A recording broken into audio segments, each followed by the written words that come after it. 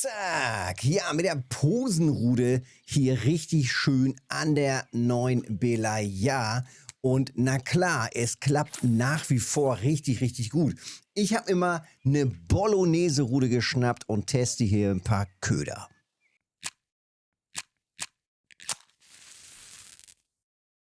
Also relativ simpel jetzt hier gerade an der Belaya.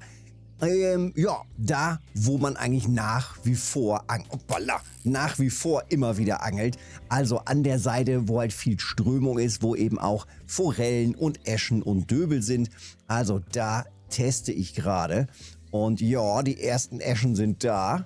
Und gewichtsmäßig auch gar nicht so schlecht. Also es sieht schon mal ganz gut aus. Und es kann auch gerne so weitergehen.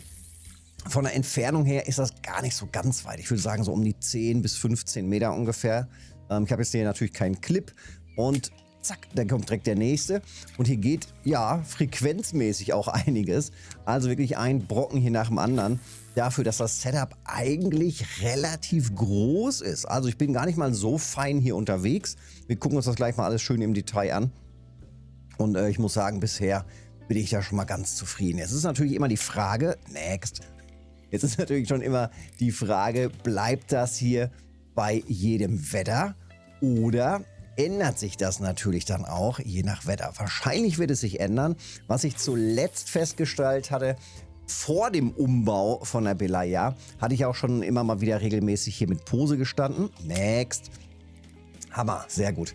Und da habe ich dann immer je nach Wetter mit den Tiefen rumgespielt. Also das wäre jetzt nochmal eine Option, dass man dann sagt, okay, es ist jetzt vielleicht eher warm, jetzt probiert man es vielleicht ein bisschen tiefer oder halt andersrum, also ein bisschen rumspielen und testen. Und wenn du das auch gerne testest, auch gerne dann Infos hier unten in die Kommentare reinschreiben, damit sich da vielleicht so ein bisschen was ansammelt. Also beim Rumprobieren auch einfach mal testen, wie warm ist es gerade, was ist es gerade für ein Wetter. Jetzt ist hier gerade wieder eigentlich mein Lieblingswetter für die Belaya, auch vor dem Umbau schon leicht sonnig, bisschen bewölkt und gar nicht mal so warm. Also ich glaube, das passt immer ganz gut fürs Angeln hier nach Belaya.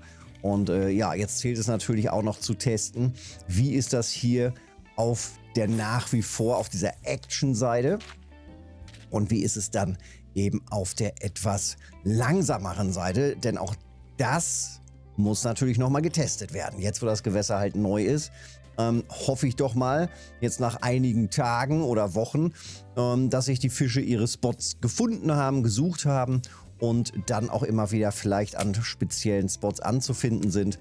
Wäre natürlich nicht verkehrt. So, na, der wollte nicht, da war ich ein bisschen zu schnell. Ich bin hier gerade mit Pose. Also das ist eben auch jetzt komplettes Bolognese-Setup. Relativ fein eigentlich auch von den Posen und klein unterwegs. Aber so vom Gesamt-Setup von der Schnur. Wir gucken jetzt gleich mal eben rein. Ich würde sagen, einen Brocken ziehen wir hier nochmal eben raus. Und ja, dann gucken wir uns das Setup an, wo ich hier stehe und wie das Ganze denn so lübt. So sieht es hier gerade aus. Also 10 Minuten jetzt gerade erst hier am Spot. Und es sind schon 13 Fische im Kescher. Das sieht doch schon ganz gut aus. So, der nächste Döbel. Ne, der wollte nicht. War ich vielleicht ein bisschen zu spät. Also, ich bin hier direkt in der Mitte. Also gar nicht weit gelaufen. Man spawnt ja hier mittig. Und direkt hier in der Mitte reingeworfen. Und dann, wie gerade schon gesagt, gar nicht so weit raus. Ich versuche das mal zu klippen. Machen wir mal einen Clip von ungefähr 15 Meter. Und ich habe ja immer jetzt gerade so halb aufgeladen. Ja, naja, sagen wir mal so um die 12 Meter ungefähr, ne? Ungefähr um die 12 Meter weit rausgeworfen. Ich nehme den Clip natürlich jetzt wieder raus, weil ich ja treiben lassen will. Deswegen klippe ich auch nicht, sondern ich merke mir einfach, wie weit ich auflade. Wenn ich so bis 50% auflade, zack, locker rauswerfe, dann kann man das halt immer wieder wiederholen. Wenn man merkt, okay, da geht was, dann ist das gut. Und dann ansonsten einfach ein bisschen spielen. Dann wirft man vielleicht mal nur Viertel nach auf oder man 45% und so weiter. Man spielt einfach mit dem Aufladen und kann dann da die ganze Zeit das treiben lassen. Von der Tiefe bin ich jetzt gerade auf 50 cm Tiefe und das war auch in der Vergangenheit gar nicht so schlecht, dass man eben dann an der Belaya eher ein bisschen flacher unterwegs ist. Also gar nicht mal alles so tief runtersinken lassen, sondern wie gesagt eher ein bisschen flacher. Wenn wir jetzt hier auf die Minimap gucken, da sehen wir ja auch schon bei der Entfernung, könnten wir schon fast in diesem Rand, in diesem Kantenbereich wieder sein. Also hier in diesem Kantenbereich, ne? Dass wir ungefähr jetzt auf dieser Entfernung hier gerade rumtreiben. Also das könnte doch schon ganz gut passen. Ja, ich sag mal, mit dem Fenster ist es schon sinnvoll, weil auch hier, gerade mit der kleinen Bollo-Pose, ist es schon ein bisschen schwierig, die Pose überhaupt zu sehen. Es ist natürlich deutlich besser geworden hier, dadurch, dass diese dunkle Wand nicht mehr da ist. Aber nach wie vor immer noch ein bisschen tricky, gerade bei den ganz kleinen Posen, dass man die dann halt richtig gut erkennt. Zur Not halt einfach das Fernglas kaufen, dann kann man eben zweimal zoomen. Das hilft auf jeden Fall. Ja, jetzt gerade kein Biss, also vielleicht doch noch was ändern. Gucken wir gerade mal, vielleicht gehe ich einfach auch noch mal ein bisschen tiefer. Also vom Setup sieht es so aus. Das hier ist die größte Bolognese-Route im Game. Ich liebäugel damit, vielleicht hole ich mir doch noch mal andere Posenrouten, die man dann später auch noch mal verwenden kann.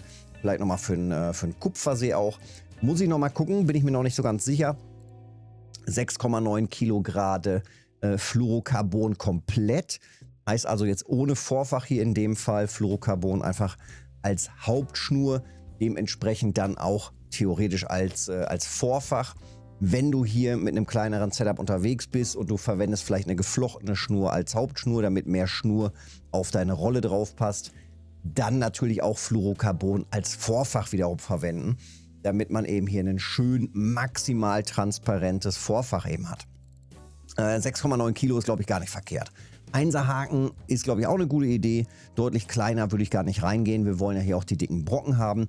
Und jetzt heißt es hier bei den Ködern Rumspielerei. Verschiedenste Fliegen und Insekten einfach verwenden. Klappt immer wieder ganz gut. Bis hin zu ganz normalen Regenwürmern. Also hier kann man die ganze Vielfalt der verschiedenen Larven und Insekten testen. Mistkäfer, Grashüpfer jetzt gerade in Kombination lief ganz gut. Jetzt gehe ich einfach mal ein bisschen tiefer rein. Gehen wir mal vielleicht so auf 70 cm an der Stelle. Einfach genauso weit wieder auswerfen. Und dann gucken, ob sich da was tut, ob da was geht. Ja, ich würde sagen, ich ziehe es hier nochmal ein bisschen weiter durch. Und werde auch die Tage nochmal ein bisschen weiter testen. Ich bin ja mittlerweile durch hier mit den gesamten Aufgaben. Hat ganz gut geklappt.